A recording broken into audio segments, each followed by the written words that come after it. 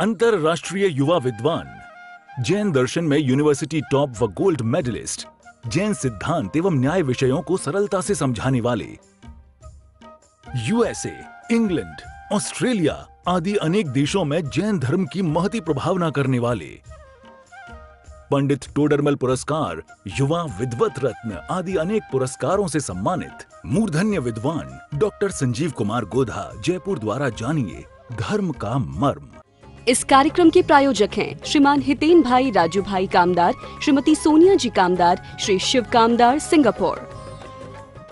दर्शन विशुद्धि की चर्चा करने के उपरांत हम वापस आ गए हैं शस्त्र चूड़ामणि ग्रंथ पर। आधे घंटे इसकी चर्चा करेंगे। पेज नंबर 81, श्लोक नंबर 59। और कल कितनी सुंदर चर्चा चली थी। राजा सत्येंद्र रानी विजया को समझा रहे हैं, पुण्य क्षीण हो गया है तो पाप का उदय तो आएगा ही। जीवन भर जो पाप किया है अब उसका उदय तो आएगा ही। हाँ, अब तक जो चल रहा था वो पूर्व जन्मों में किए गए पुण्य का उदय चल रहा था। जब तक तेरे पुण्य का बीते नहीं करार, तब तक तुझको माफ है अवगुण करो हजार। आपको ऐसे लगेगा कि कितने लोग ऐसे जगत में दिखते हैं, बड़े बड़े पापी लोग, हत्याएं करने वाले, स्मगलिंग करने वाले, डकैती करने वाले, व्यभिचार करने वाले, लूटमार करने वाले, कत्ल खाने, भूषण खाने चलाने वाले, कितने मजे से रहते हैं। सुनो, जब तक उनके पुण्य का बीते नहीं करार, तब तक उनको माफ है। कर लेने दो, उनकी मन की कर लेने दो। अभी जो कर रहे हैं पूर्वकृत पुण्य का उदय चल रहा है, लेकिन एक दिन ऐसा आएगा कि वो पुण्य का उदय वो समाप्त होगा, और जब तीव्र पाप का उदय प्रारंभ होगा तो फल मिलना भी शुरू होगा। प्रकृति में कहीं अन्याय नहीं है, सब जगह पर न्याय है। आप कितना भी पुकारते रहो, जगत में लोगों को ये बात कहते रहो, हमारे साथ ही ऐसा क्यों होता है, हमारे साथ ऐसा क्यों हो गया, मेरे साथ कितना धोखा हुआ है, कितना बड़ा अन्याय हुआ है मेरे साथ, आपको पता नहीं है मेरे साथ क्या हो गया है। कि सुनो, प्रकृति में अन्याय नहीं होता। ये प्राकृतिक व्यवस्था है, ये सृष्टि में कहीं अन्याय नहीं है। प्रकृति किसी के साथ में भेदभाव नहीं करती, इसमें न्याय अन्याय नहीं होता। ये प्रकृति है, और प्रकृति के स्वरूप को समझ लेने का नाम जैन धर्म है। वस्तु सहाव धो, वस्तु सहाव क्या चीज है? वस्तु सहाव क्या चीज है? अग्नि की उष्णता का नाम वस्तु स्वभाव है भाई साहब। अग्नि गर्म है, इसका नाम वस्तु स्वभाव है, वो वस्तु है। अग्नि एक वस्तु है और गर्म होना उसका स्वभाव है, और स्वभाव किसी के साथ में भेदभाव नहीं करता। अच्छा, नरेंद्र मोदी उसको छुएगा तो जलेगा कि नहीं? अग्नि को छुएगा तो जलेगा? नहीं नहीं, क्या बात कर रहे हो? अच्छा, एक गरीब व्यक्ति छुएगा तो? और प्रधानमंत्री? दोनों? क्या बात कर रहे हो आप? अच्छा, इंडियन छुएगा तो और अमेरिकन? प्रकृति में भेदभाव नहीं होता। सृष्टि सबके लिए एक जैसी है, प्रकृति सबके लिए एक जैसी है, कर्मों का फल सबको मिलता है। तीर्थंकर जैसे भी क्यों नहीं हो, पार्श्वनाथ जैसों के ऊपर भी यदि उपसर्ग हुआ है तो वो काम उनके ही कर्म के उदय का है, पाप कर्म का उदय। पूर्व में बांधा हुआ स्वयं का पाप कर्म का उदय। अरे तीर्थंकर होने वाले हैं, इनको तो छोड़ दो, तुम्हें पता है तुम किसके साथ में उदय में आ रहे हो, हे पाप कर्म छोड़ दो इनको। कि नहीं, हम किसी के सगे नहीं हैं। बड़े से बड़ा व्यक्ति हो चाहे छोटे से छोटा व्यक्ति हो, उदय बदलेगा तो परिस्थितियां बदलेगी। बदल गया, समझा दिया। देखो, अब क्षण भंगुरता समझा रहे हैं, क्या कह रहे हैं आगे? धनादि भोग्य वस्तुओं की स्वाभाविक क्षण भंगुरता। कैसी क्षण भंगुरता कह रहे हैं? स्वाभाविक, नेचर है, प्रकृति का स्वरूप है क्षण भंगुरपना। ये प्रकृति है, उत्पाद व ध्रुवत्व ये वस्तु का स्वरूप है। श्लोक नंबर 59। यौवनम च शरीरम च संपच्य वेदिनाद्भुतम जब बुद्बुद नित्यत्येव चित्रिया नहीं तक्षये। क्या कह रहे हैं? यौवनम, यौवन और शरीर और धन, ये सब नाश को प्राप्त होते हैं। यौवन भी चला जाता है, शरीर भी चला जाता है और धन भी चला जाता है। नीतिकारों की बात कह रहे हैं, नीतिकारों की नीति है, पानी केरा बुदबुदा अस मानुष की जात, देखते ही छिप जाएगा ज्यों तारा प्रभात। कबीरदास जी की पंक्तियां हैं। दर्शन चलता है कबीर के नाम से अलग, कबीर दर्शन, हम हमारे कोर्स में था। यौवन, इस यौवन को पाकर क्यों इठलाते हो इतना? ये यौवन भी बुढ़ापे का पैगाम लिए बैठा है। ये जवानी है तो बुढ़ापा भी, अरे नहीं नहीं साहब क्या बात कर रहे हो, नहीं आएगा। कि सुनो, जिनका बुढ़ापा नहीं आता है उनकी जवानी में मौत आती है। क्या करना है बोलो? बुढ़ापा या मौत, तो दोनों ही आनी है। किसी के बुढ़ापे के बाद मौत आती है, किसी की बुढ़ापे के पहले मौत आ जाती है। एक क्षण भंगुर है यौवन, ये जवानी, युवा अवस्था, यह भी क्षण भंगुर है। और ये शरीर, यह भी क्षण भंगुर है। और धन, ये भी नाश को प्राप्त हो जाने वाला है। ये धन भी चंचल है, लक्ष्मी चंचल है। ये धन आज तक किसी का हुआ नहीं है। आज किसी की जेब में तो कल किसी और की जेब में, क्या 10 मिनट बाद किसी और की जेब में चला गया। ये लक्ष्मी इतनी चंचल है। इस लक्ष्मी की चंचलता को यहाँ बतला रहे हैं। कहते हैं यदि इन तीनों में से किसी का भी नाश होता हुआ दिखाई देवे तो इसमें आश्चर्य नहीं। अरे अरे क्या हो गया, 15 साल का बेटा मर गया उनका, ये क्या हो गया? आश्चर्य नहीं। 9 द्वारों का पिंजरा तामे सुआ समाए, उड़वे को अचरज नहीं, अचरज रहवे माए। क्या सुना के चंद? 9 द्वारों का एक पिंजरा है, 9 दरवाजे हैं उसमें, और उसमें एक पैरट बैठा हुआ है, तोता, पोपट कहते हैं गुजराती में। 9 द्वारों का वो पिंजरा है और उस पिंजरे में एक तोता बैठा हुआ है और उसके 9 के 9 दरवाजे खुले हुए हैं। तो कवि ये कहता है कि उसमें से यदि वो तोता उड़ गया तो इसमें कौन से आश्चर्य की बात है? उड़वे को अचरज नहीं, अचरज रहवे माए। वो बैठा कैसे है?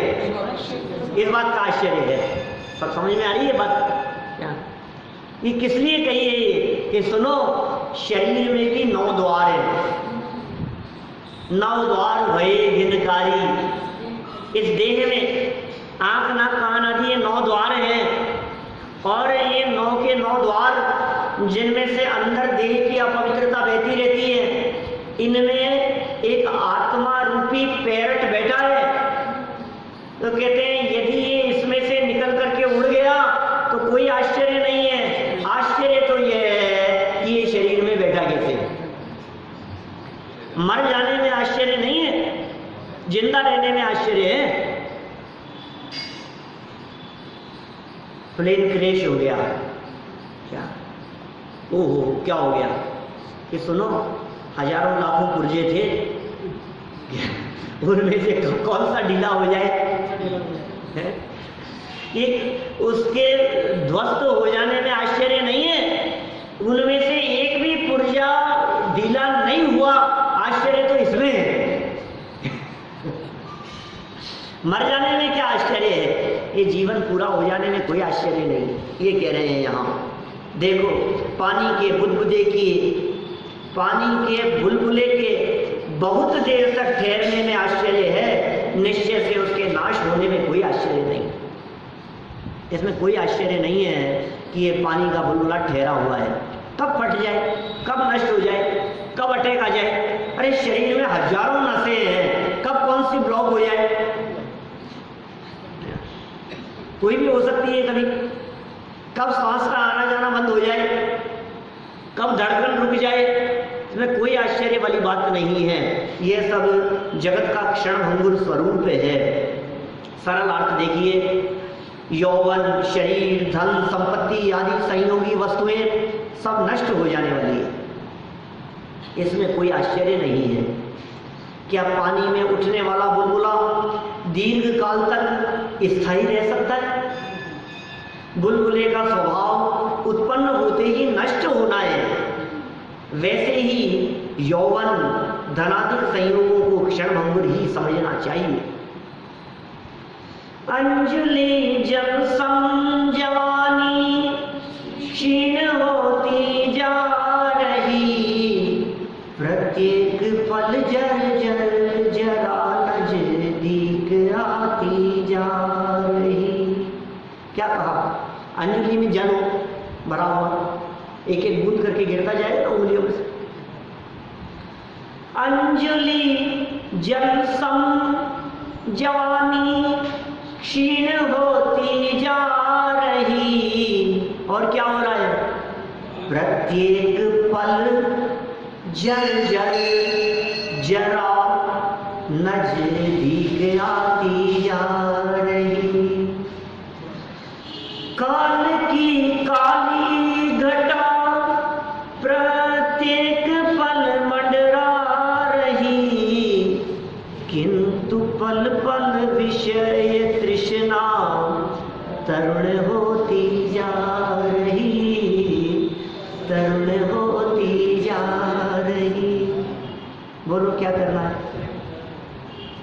इंद्रधनुष के समान है ये सारे के सारे भोग, बिजली की चमक के समान है, पानी के बुदबुदे के समान है। इंद्रिय के भोग, ये सारे भोगों की ऐसी दशा है, ये सब क्षणभंगुर है, इन्हें क्षणभंगुर ही समझना चाहिए। वो लिखा दौलत राम जी ने, 5वीं ढाल का 3रा छंद है। बोलो किसे याद है? जो अनुग्रह गोधन नारी, 3री ढाल 5वीं ढाल का 3रा छंद है। अनित्य भावना की चर्चा है, दौलत राम जी की छेड़ाला।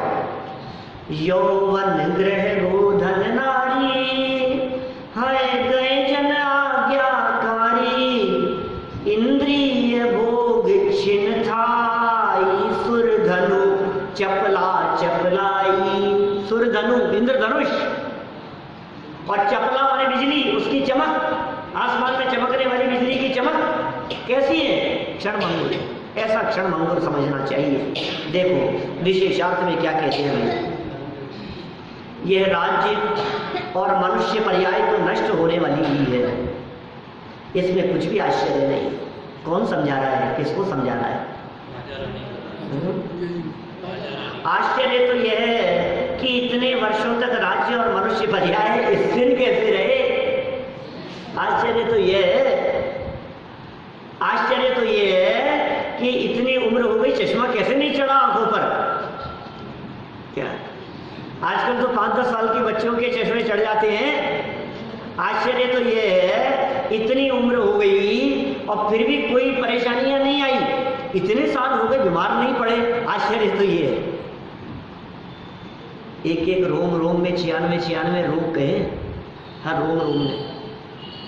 तन रोगों की खान, क्या तन तो रोगों की खान है, ये शरीर तो रोगों से भरा हुआ है। आज टेस्ट कराने जाओ और 20 बीमारियां निकले, वो तो जांच कराते नहीं हो, इसलिए आपको लगता है कि अपने को कोई तकलीफ नहीं। मेरे को काहे की तकलीफ है? और कदाचित जांच कराओ और सारी की सारी रिपोर्ट्स नॉर्मल आए तो भी हम कहते हैं कि सुनो, शरीर तो रोगों की खान है, तुम्हारी मशीन पकड़ नहीं पा रही है। मशीनें क्या पकड़ेगी? स्थूल स्थूल मोटा मोटा पकड़ती है। ऐसा हो नहीं सकता है कि शरीर हो और बीमारियां नहीं हो। ये स्थिर कैसे है? ये रोग प्रकट क्यों नहीं दिखाई दे रहे हैं? आश्चर्य तो इसमें है। इस प्रकार राजा रानी को समझा रहे हैं कि यौवन, शरीर और धनादि वैभव ये सब उद्गल द्रव्य की पर्यायें हैं। बंधु भाई समझ सबद यह मेरा, बहुत पुराने भजन है। जो तू देखे इन आँखन सो तामे कछु न तेरा, बंधु भाई समझ सबद यह मेरा। ये सब पुद्गल की पर्याय है, पुद्गल है ये सब, ये अचेतन है, ये सब जड़ है और मैं चेतन हूँ। पर्याय कोई भी हो वह तो नियम से नष्ट होती है, अवस्था कोई भी हो वह तो नियम से बदलती ही है। ऐसा प्रकृति का सार्वकालिक और सार्वभौमिक नियम है। प्रकृति का सार्वकालिक सार्वभौमिक नियम, सार्वभौमिक मतलब सब जगह है, सार्वकालिक मतलब सब कालों में। किसी भी जगह चले जाओ और किसी भी काल में चले जाओ, ये प्रकृति का नियम है कि अवस्थाएं बदलती है, अवस्थाएं स्थिर नहीं रहती है। बाल सफेद हो गए, होने लग गए, तो पूरे होंगे अभी तो हुए क्या है, तो बदलेगा, बदल रहा है। छोटे से बड़ा होना, बालक से युवा होना, युवा से वृद्धावस्था की तरफ जाना, जीवन पूरा हो जाना, प्रभाव में चला जाना, धन का इधर से उधर चला जाना, ये सब तो परिवर्तन चलता ही रहता है। यह परिवर्तन तो अवश्यंभावी है। सुनो, और गजब की बात कह रहे हैं, परिवर्तन तो होता ही है, संयोग का वियोग भी निश्चित है। संयोग की परिभाषा सुनो, संयोग का वियोग सुनिश्चित। 60 नंबर का श्लोक, संयुक्तानां वियोगस्य भविता हि नियोगतः, किमन्ये रंगतोप्यंगी निसंगो हि निवर्तते। नीति, ये भी नीतिकार का श्लोक है। ऊपर भी नीति का श्लोक था, ये भी नीति का श्लोक कह रहे हैं। संयुक्तानाम, संयोगी पदार्थों का नियोगतः अवश्य ही वियोग होता है। और तो क्या, इस शरीर से आत्मा भी निसंग होकर छोड़कर चला जाता है, ये होता ही है, ये अवश्यंभावी है। कहाँ गए चक्री जिन जीता भरत खंड सारा, कहाँ गए वे राम और लक्ष्मण जिन रावण मारा, जहाँ कृष्ण रुक्मणी सतभामा अरु संपत्ति सगरी, कहाँ गए वे स्वर्ण महल अरु सुवर्ण की नगरी। बोलो, नहीं रहे वे लोभी कौरव जूझ मरे रण में। बोलो, कैसी कैसी बातें कह दी है। ये सब जगत के क्षणभंगुर स्वरूप को बतला दिया है। कल जुबा जुबा के किस्से थे, आज एक खंडहर के हिस्से हैं। जग के वैभव का हाल है ये, सब जीते जी के किस्से। ये जगत के वैभव का ऐसा ही हाल है। ये विचार चिंतन करे तो आकुलित ना हो, ये विचार चिंतन करे तो सहज और शांत रहे। ये महाराजा सत्येंद्र विजया रानी को समझा रहे हैं, ये जगत के वैभव का हाल है ये। अरे वो छोड़कर चले गए, ये छोड़कर चले गए, उनका वियोग हो गया, ये मकान चला गया, ये गाड़ी खराब हो गई, ये टीवी खराब हो गया, ये फ्रिज खराब हो गया, ये मोबाइल टूट गया। अरे सुन, ये देह में से आत्मा चला जाएगा, उसका विचार नहीं है तुझे। सब लूट लिया, क्या ये क्या लूट लिया? एक लुटेरा ऐसा भी आएगा जो इस तन में से आत्मा को लूट कर ले जाएगा। क्या बोल, फिर क्या बचेगा? जो कुछ नहीं छोड़ेगा, ये सारी वस्तुएं एक साथ लूट ली जाएगी। एक लुटेरा ऐसा भी आएगा, उसका नाम है मौत, मृत्यु रूपी शिकारी।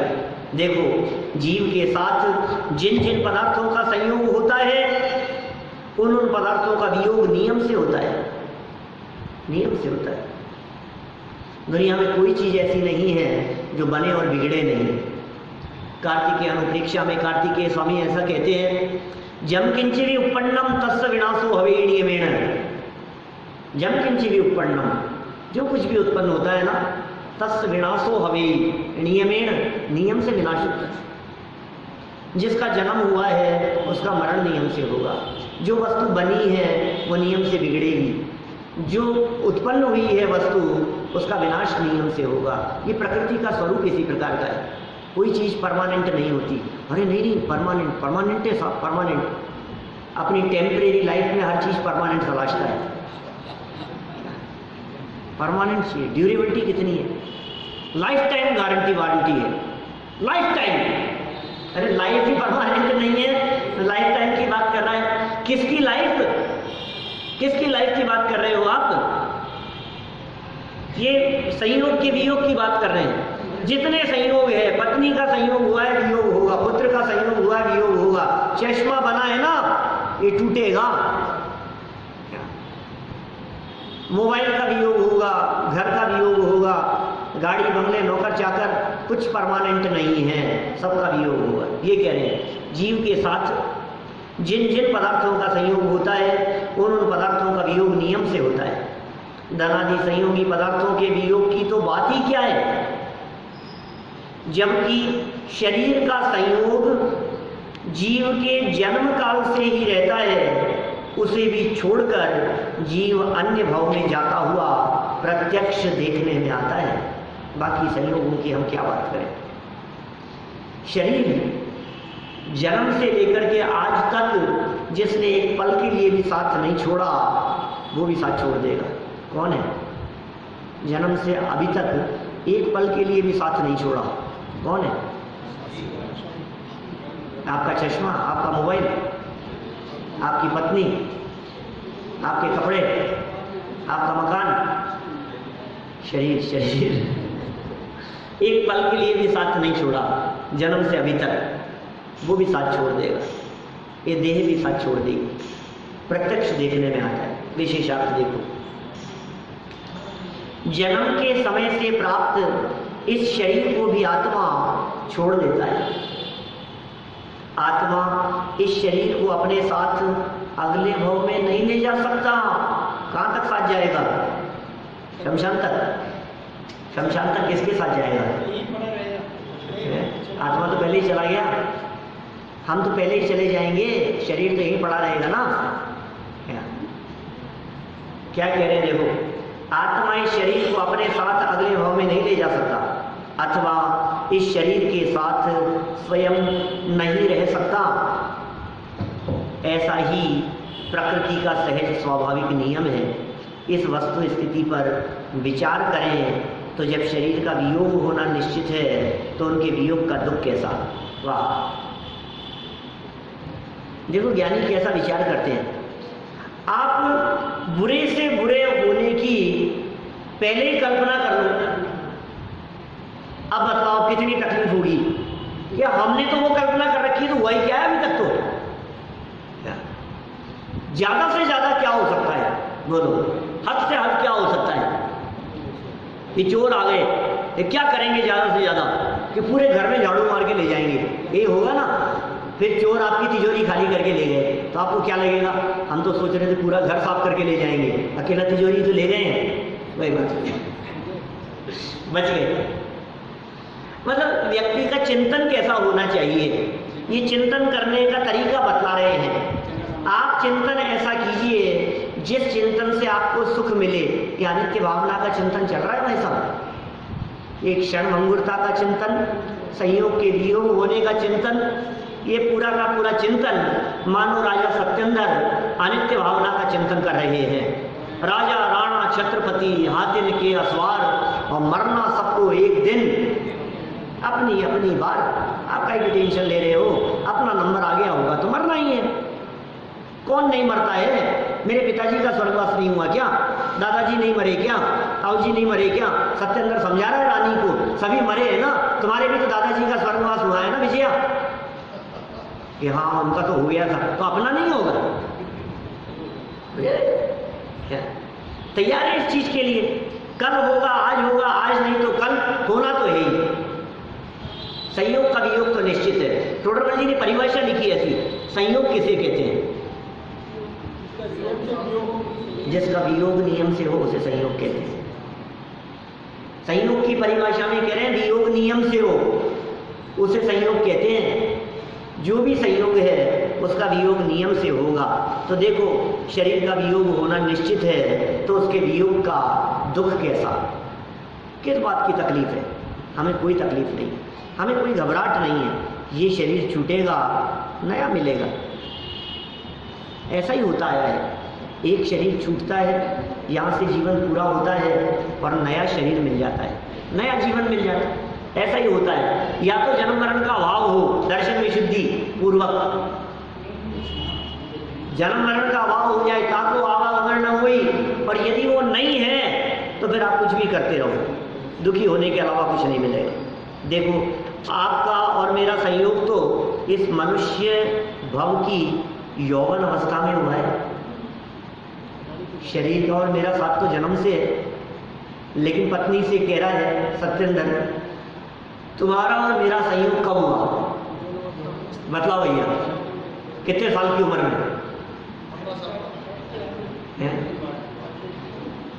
15 साल पहले, 20 साल की उम्र में, 22 साल की उम्र में, 25 साल की उम्र में संयोग हुआ है। उससे पहले तो नहीं था ना, ये समझा रहे हैं यहाँ। अतः आपका और मेरा वियोग तो होगा ही, अपना तो ज्यादा पुराना संयोग नहीं है। युवा अवस्था में विवाह हुआ था, ठीक है ना? तो विवाह हुआ था, अवियोग भी होगा। परस्पर वियोग न हो यह विचार ही वस्तु व्यवस्था के विपरीत है। एक दूसरे का वियोग नहीं हो, ये विचार मात्र ही विपरीत विचार है। अरे तुम छोड़कर चले जाओगे, मेरे को छोड़ करके मत जाना, क्या कि ठीक है नहीं छोड़ करके जाऊंगा तो तुम छोड़ करके चले जाओगे क्या? एक दूसरे को वादा करें कि हम छोड़ करके नहीं जाएंगे, क्या ये बात संभव है? सब झूठे हैं क्या? ये झूठे वादे हैं, वादे हैं वादों का क्या?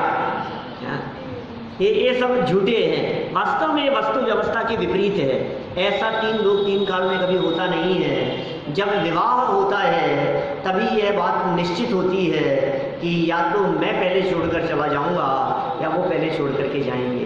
दोनों में से कोई एक तो पहले जाएगा, ये तो नक्की है। ये सत्येंद्र विजया को समझा रहे हैं। हमारा जिस दिन संयोग हुआ था उस दिन यह बात नक्की थी कि दो में से कोई एक इस देह को छोड़कर पहले चला जाएगा। पहले मैं चला जाऊं तो पीछे से तुम बेटे का ध्यान रख लेना, अब भी यदि पहले तुम चले जाओ तो जो होगा तो मैं भुगतूंगा। मैं क्या है? नहीं, मैं तो नहीं जाने दूंगी, परस्पर वियोग नहीं होगा। छोड़ करके कैसे चले जाएंगे? डॉक्टर साहब बचा लो इनको, क्या आप बचा लो इनको कि सुन तेरा ये विचार बहुत तकलीफ देने वाला है। वस्तु व्यवस्था के विपरीत यह विचार है, विचार ही गलत है, विचार ही खोटा है, चिंतन ही गलत चल रहा है, ये सोच गलत चल रही है। सोच बदलो। वस्तु की परिणाम व्यवस्था को बदलने की ताकत किसी में नहीं है। वस्तु की सहज चाल को जो रोकने का प्रयास करेगा वो खुद ही अपना सर फोड़ेगा। वस्तु की व्यवस्था के परिणाम में किसी का हस्तक्षेप चलता नहीं। मौसम बदलने में किसका चलता है बतलाओ? बालों का काले से सफेद होने में किसकी चल रही है? युवावस्था से वृद्धावस्था आने में किसकी चल रही है कि नहीं मैं रोक लूंगा? बालक अवस्था से युवावस्था हुई तो किसने रोका और किसने किया?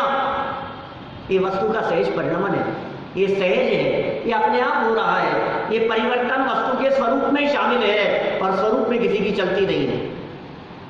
किसी का तर्क नहीं चलता, किसी की युक्ति नहीं चलती, किसी की दवाइयां नहीं चलती, किसी का आशीर्वाद नहीं चलता, किसी के आशीर्वाद से किसी का कोई भला हो जाए ऐसा नहीं चलता। मणि मंत्र तंत्र बहु होई, मरते न बचावे कोई। मरते हुए को बचाने में कोई समर्थ नहीं हो सकता है। इसलिए परस्पर वियोग नहीं हो, ये विचार वस्तु व्यवस्था के विपरीत है, ये उल्टा विचार है, ये खोटा विचार है। इस अज्ञानमय विचार का त्याग करने में ही शांति है। ये विचार अज्ञानमय था, इस अज्ञानमय विचार को शांत करो और ज्ञानमय विचार लाओ। मरना सबको एक दिन, अपनी अपनी बात। जीवन पूरा होने का यदि काल आ गया है कोई बचा नहीं सकेगा।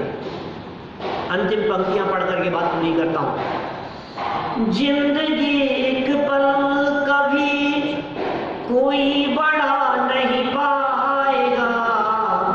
अपनी जिंदगी, मौत का काल आ गया है, एक पल के लिए भी कोई बढ़ा नहीं पाएगा। जिंदगी एक पल कभी कोई बढ़ा नहीं पाएगा। रस रसायन सुत सुभट कोई बचा नहीं पाएगा। सत्यार्थ है बस बात यह, कुछ भी कहो व्यवहार में। जीवन मरण अशरण शरण कोई नहीं संसार में, कोई नहीं संसार में। इस प्रकार राजा सत्येंद्र विजया रानी को समझा रहे हैं कि सुनो, ये सब अशरण है, संसार में कोई शरण नहीं है। यदि संसार में शरण खोजने का प्रयास किया तो अशरण बने फिरोगे, और जिसने अपनी आत्मा की शरण ली वे पंच परमेष्टि पद में शामिल होकर परम गति को प्राप्त हो जाएंगे। इसलिए सदा सदा के लिए अपने स्वरूप का स्मरण करने का प्रयास करें, तभी वास्तव में निर्विकल्पता आ सकती है। जो उपदेश राजा सत्येंद्र ने रानी विजया को दिया, वो उपदेश यहाँ वादित सिंह सूरी आचार्य देव ने हमको भी दे दिया। हमें भी ये शिक्षा अपने जीवन में लेनी चाहिए। इसी भावना से बात को यही। इस कार्यक्रम के प्रायोजक हैं श्रीमान हितेन भाई राजू भाई कामदार, श्रीमती सोनिया जी कामदार, श्री शिव कामदार, सिंगापुर।